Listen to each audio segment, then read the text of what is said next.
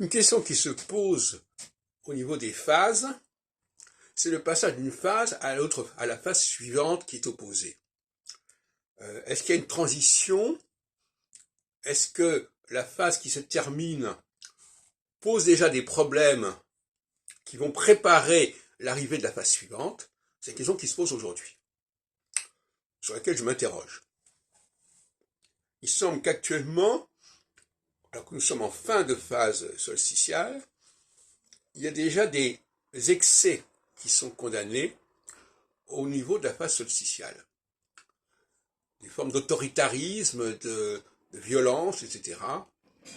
Je pense au scandale au niveau des insoumis, notamment avec Coquerel et Quatennens, sans parler des écologistes, etc. Enfin, la NUPES est actuellement secouée par ces problèmes-là, qui sont des manifestations excessives de la phase que nous avons depuis 2017.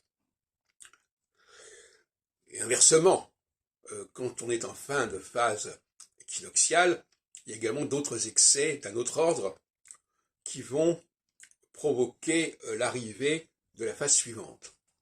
Donc ça n'a rien d'étonnant, il faut l'analyser de cette façon-là. Alors, l'autoritarisme en 68, par exemple, on voit bien que on est là dans une phase équinoxiale qui commence, qui a commencé en 67,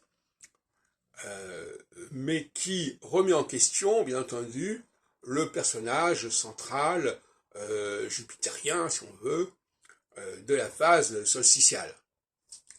Et on va vers une phase où on ne dépend plus d'un homme au sommet, mais au fond, on croit, et ça c'est une forme d'anarchisme, on croit, et d'ailleurs on a raison, qu'il y a des déterminismes sous-jacents, naturels, entre guillemets, qui permettent à la société de fonctionner.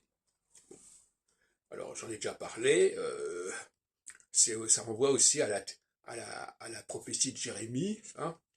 L'ancienne alliance, c'est le personnage central autour duquel on circule, et la nouvelle alliance, qui est beaucoup plus contraignante en réalité, eh bien ce sont l'ordre il est sous-jacent, l'ordre il est intégré par le système, et il est impersonnel en quelque sorte. L'astrologie, c'est une sorte d'autorité impersonnelle.